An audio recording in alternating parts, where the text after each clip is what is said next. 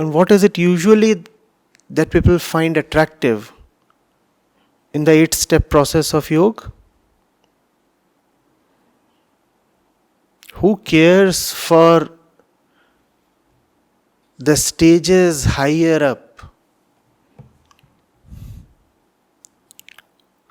And who finds yam and niyam exactly fascinating? It is neither dharana, dhyan and samadhi that attract. Yam and niyam are obviously prohibitive. Pratyahar is about gathering yourself from the outside and withdrawing into oneself. So what is it that really appeals? What accounts for the massive popularity of yoga?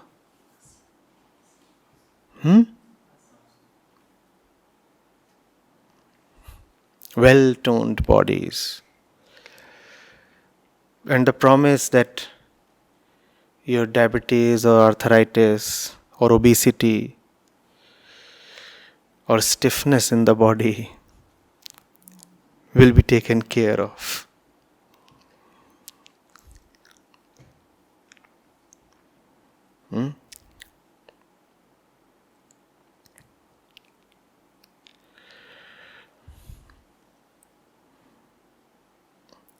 Fine, forget dhyan. How many people even display interest in pratyahar?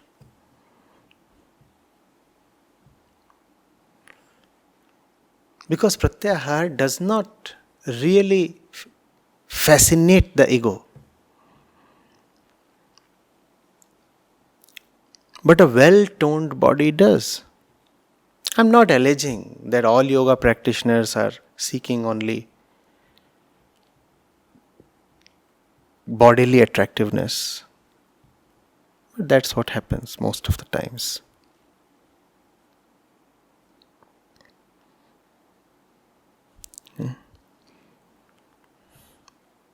And that also explains why even renowned teachers with perfect yoga-toned bodies have often discovered to be very mediocre, even vicious human beings.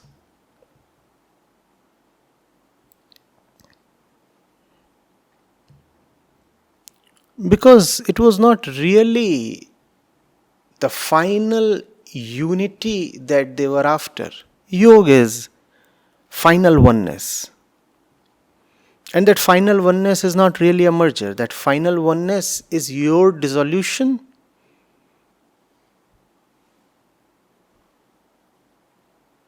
Only the real one remains.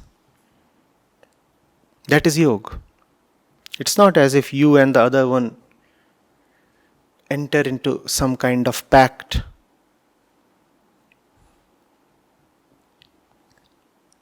A 50-50 JV.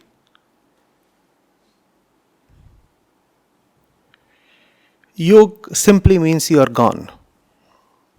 You are no more. Only the truth is, only the one that deserves to continue, continues, and you, the unworthy one, disappear. That's yoga. And that's not what we are after. And surely that's not what we get. But yoga is so popular. Yoga is so popular because it gives a body identified person what a body identified person would want. What? A better body. A better body. People would ask, would my digestion improve? Would I get better and deeper sleep? And the yoga teacher would entice him. Oh, you'd start looking 10 years younger. Now this is a yoga teacher. And that's what he is telling the student. Come, enroll. You'd look 10 years younger.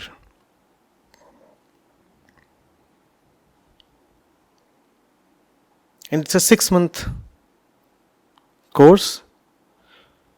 Minimum of 10 kg weight loss is guaranteed. So happy. Your skin will glow, ma'am.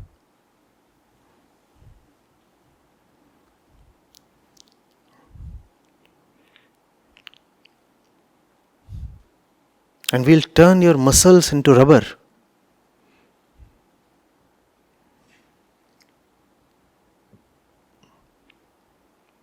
And all these stretch marks and wrinkles, they'll be gone.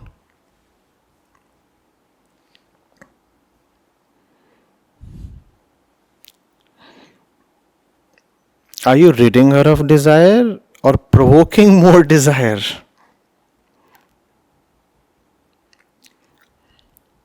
That's how the whole thing works.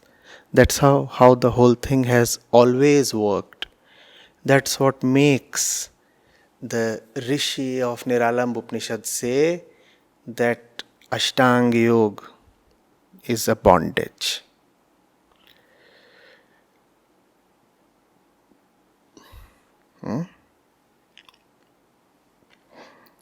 And it should not be interpreted to mean that the Rishi is selectively targeting only Ashtanga Yoga. What he's saying is anything that you do, even the highest thing in your personal estimate, for the fulfillment of your desire, would only contribute to the pre-existing set of your bondages. You are in bondage, and from that point, you do something to be relieved of the bondage, and the result is even more bondage. Can you let this sink in? You are in bondage. Like people who accidentally find themselves in quagmires. Thick, deep, muddy waters. They are in bondage.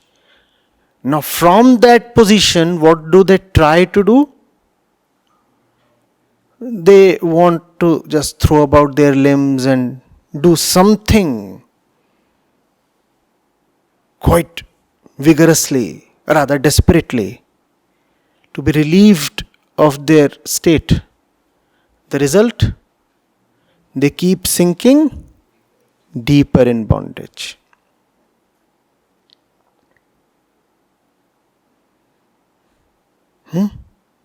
Or a little kitten.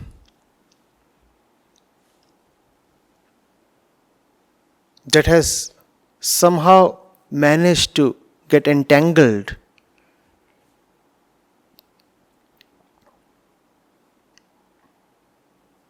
in a mass of wool yarn. Little kitten. And there is a ball of yarn. Seen those yarn balls? Our mothers used to knit sweaters using those. And the kitten has somehow managed to get entangled. And what does it do now?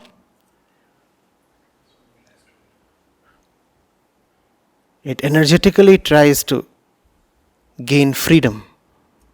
The result? It gets all the more entangled. That's the ego for you.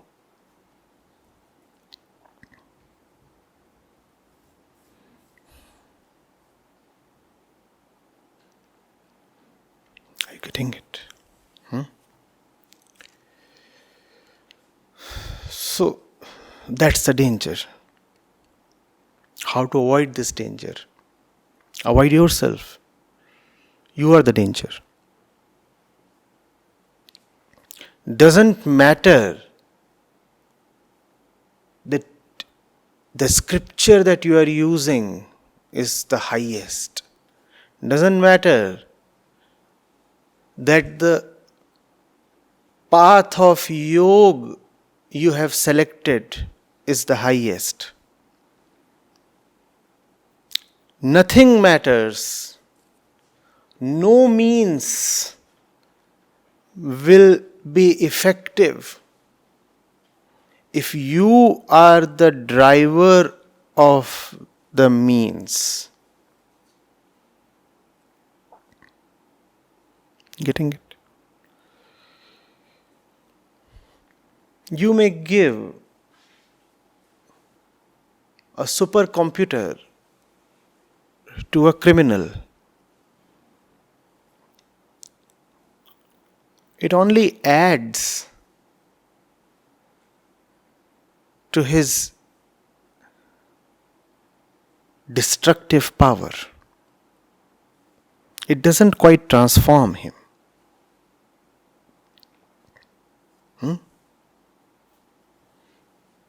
There is a lowly thief.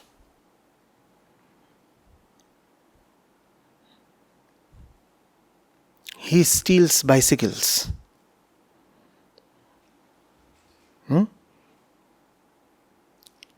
He started his career with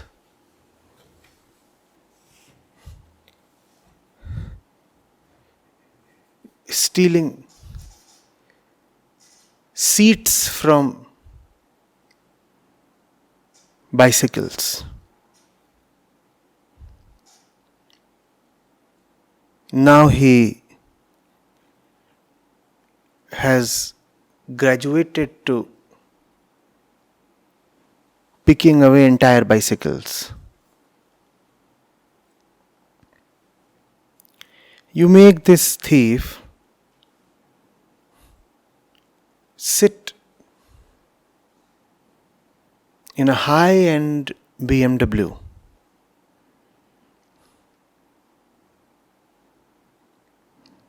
And you hand over the key.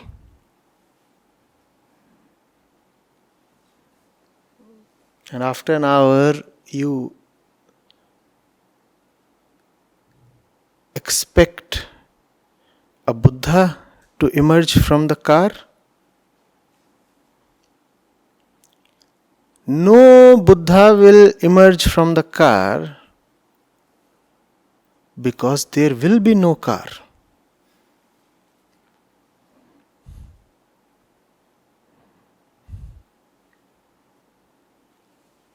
Your wannabe Buddha has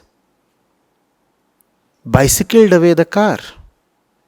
He has done with the car what he has always done with bicycles. That's what. Give the thief Ashtanga Yoga, and he will do with Ashtanga Yoga what he has done with any resource all his life.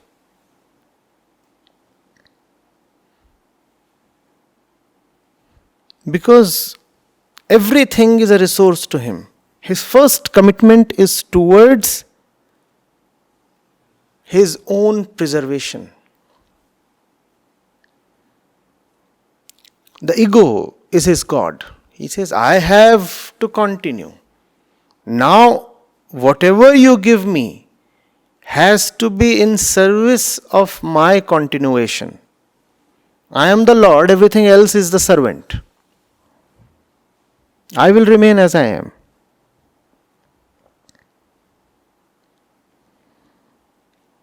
Are you getting it? Now we are taking very blatant examples where it is obviously, brazenly clear that the fellow is evil minded. That's not how we always operate. We mask our intentions. The thief is clear. I want to steal. There might come somebody and say, you see, I very well know that if I trust myself and my intellect, then I'll never change. So my intention really is not self-preservation. My intention is dissolution. And therefore, I am entering the process of yoga. Don't think that this fellow is necessarily submissive or willing to change. This fellow might be much more wicked than the thief. You know what this chap will do? The thief hijacked the process, right? This fellow will not hijack the process. This fellow will put the entire responsibility of his improvement or transformation or dissolution upon the process. He will say, you see, now I am a student of yoga. Therefore, yoga has to take care of me.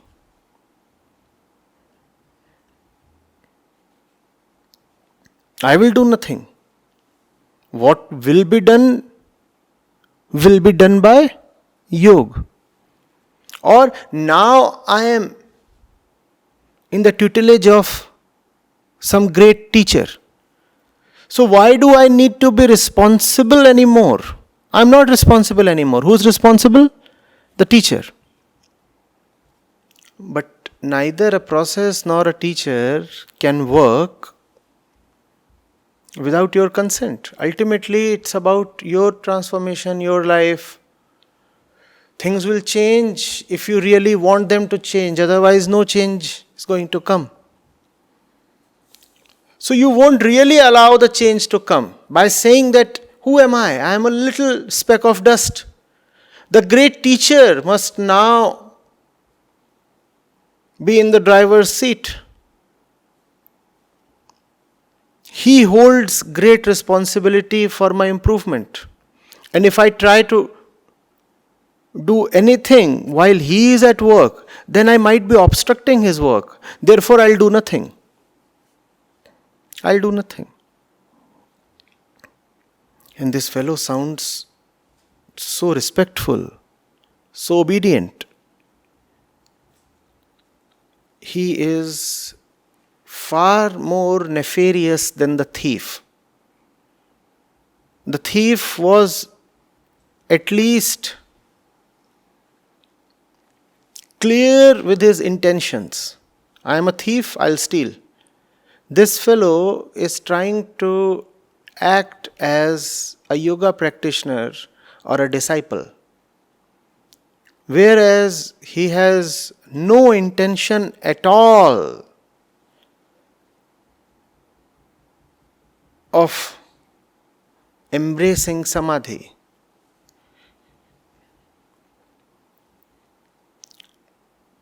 The thief will just hurt you once, he has taken away the car, fine. This fellow will keep hurting the teacher continuously. And he will defame the whole process, the whole system, the teacher included. He will say, you see, I was there and I completely handed myself over. I said, I'll do nothing. I am now all yours. You are the puppeteer, I am the puppet. Such was my surrender to the process and the teacher. And yet, see, no improvement happened. This is what he will say. He will cause the whole thing a deeper damage than any thief can ever cause.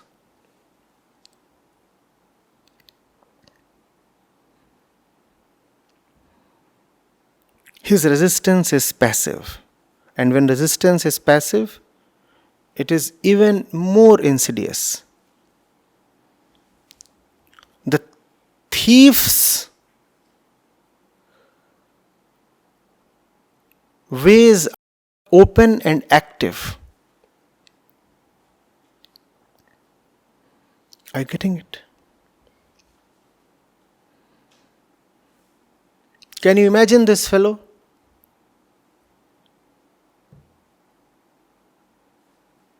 He is one of us. He is within us. Declaring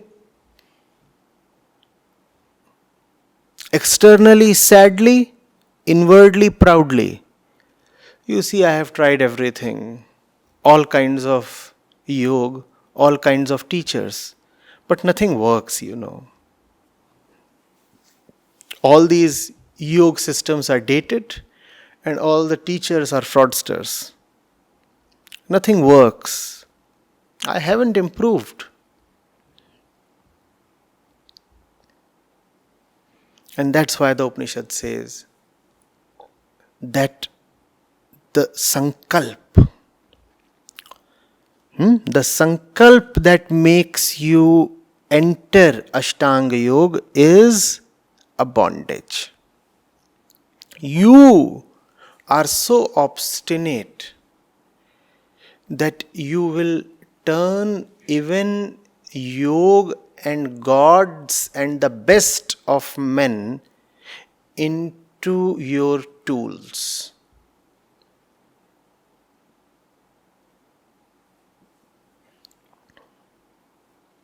Getting it? Like somebody hell bent on ending his life, throwing himself in front of a high-speed train. The high-speed train was meant to take you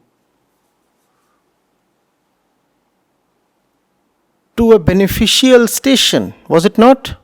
That was the entire vision. That sane people will board the train and use it to reach their destinations. But you can use even such a fine product to destroy yourself. And that's how most of us are in the inward sense. We might not jump in front of trains. But then there are more ways of destroying life than one. You need not physically kill yourself. You can keep mentally killing yourself.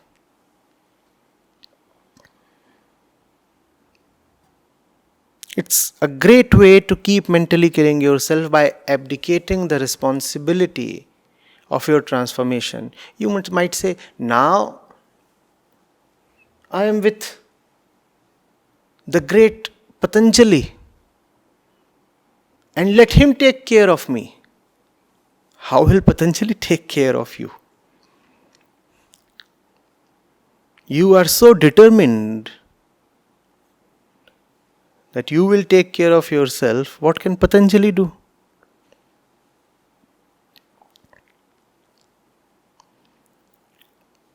Getting it?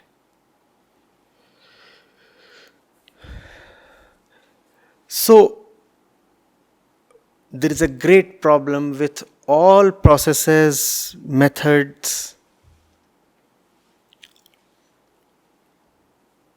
and the guidance of teachers.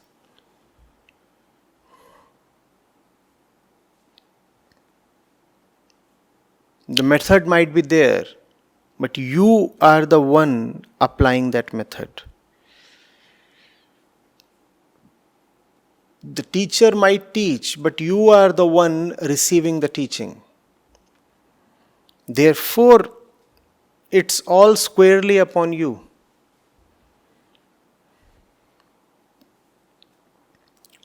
But the teacher or the renowned process makes it easy for you to abdicate responsibility. And it makes it easier for you as well to declare that you are such a gone case that even Patanjali could not help you. If even Patanjali failed in uplifting me, surely there is no possibility of upliftment. Therefore, let me continue as I am.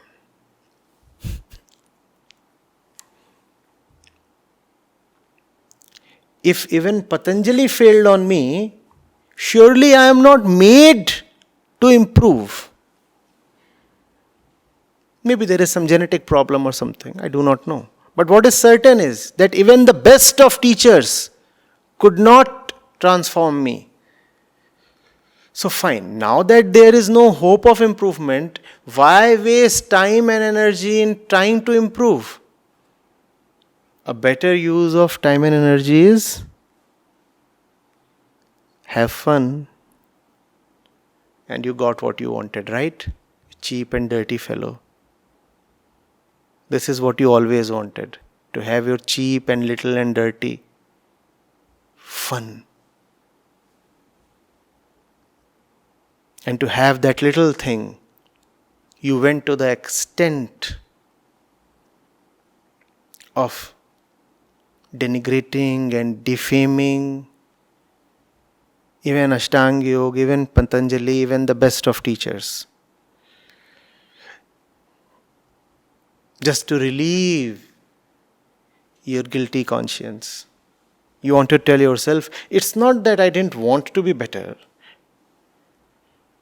You see, I wanted to be better, and the proof is that I went to Patanjali. But even Patanjali could not do anything. So I said, fine. Now let me enjoy life.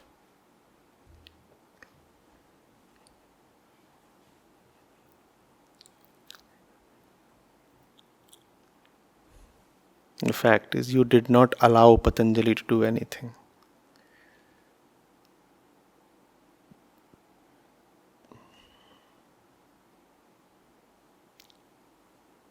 It says that there is danger in Ashtanga Yoga. And this is exactly what the ego wants to order from the menu, right? Yes. Ashtanga Yoga is a problem, Upanishads are a problem, Bhakti is a problem, Bhagavad Gita is a problem. All these are just bondages. So why go after them? What is the point?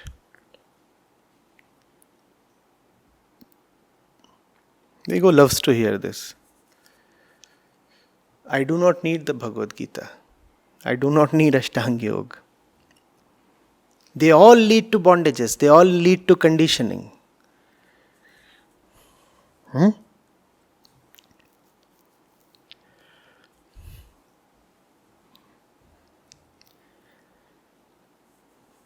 The pig emerging freshly from the gutter is saying, I do not need the soap and the shampoo. They are just external things, and they will become a layer on my pure and pristine skin.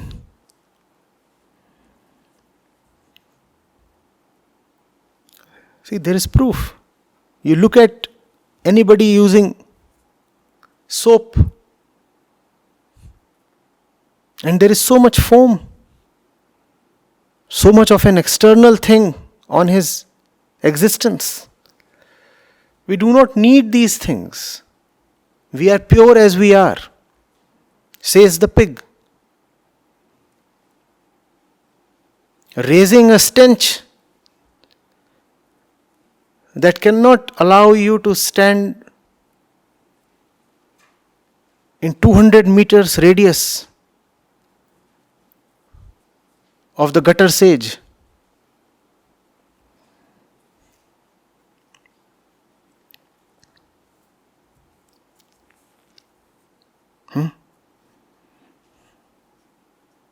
Or there can be even more fascinating arguments.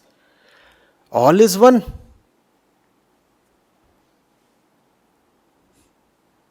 So why have a deprecating attitude towards night soil?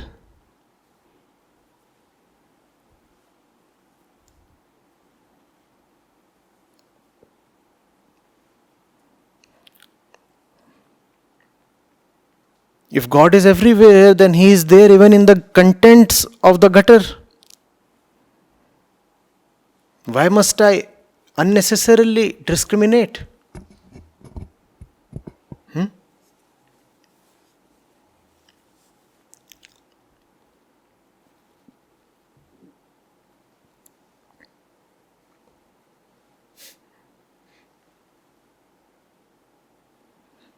Since all is one, therefore the Bhagavad Gita and the grocery store pamphlet are the same. And I read a lot of grocery store pamphlets. Why do I need Bhagavad Gita?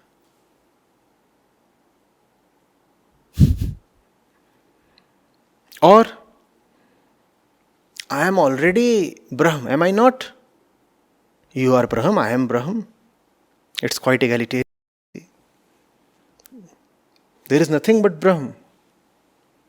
Alright, if I am not Brahm, at least I am 50% Shiva. And why do I need the Bhagavad Gita? Look at your face. You 50% Shiva. How do you manage to sleep? How do you manage to look into the mirror?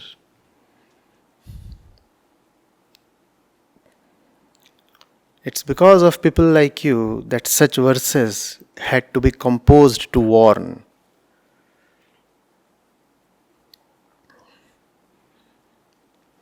The verse says, there is bondage in the worship of gods and men. You can worship Shiv with the entire hidden purpose of just furthering bondage in the world.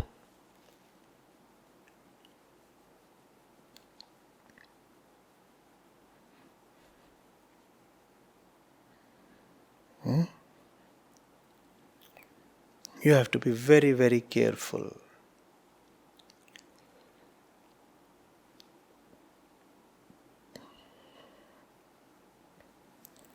Nothing will work, as they say, if you do not.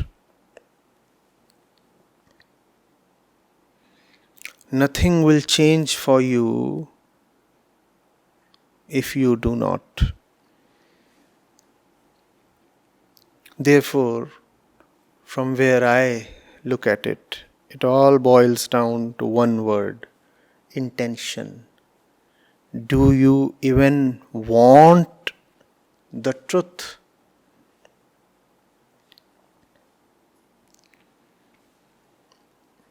Or another equivalent word, honesty.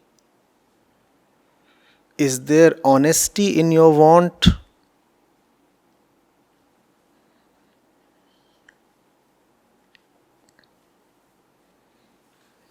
Many years back, someone used to keep saying, I tried this, I tried that. I've been in sadhana since many decades now. And his favorite refrain was, Mila nahi kuch. Didn't get anything. Mila nahi kuch. And one day, a bit fed up, I said, Chahiye kya?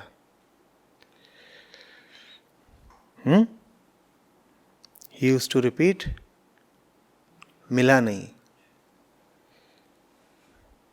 And I said, चाहिए क्या?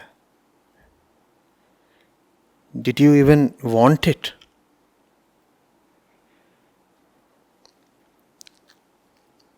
But it's a great way to shun responsibility and play the victim card.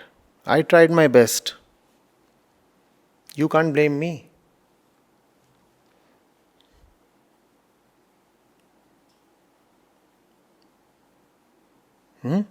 I visited 6 teachers, did a 9-month course at Rishikesh, even flew abroad once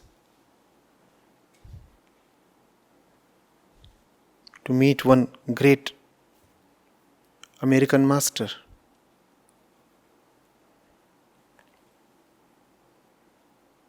मिला नहीं कुछ.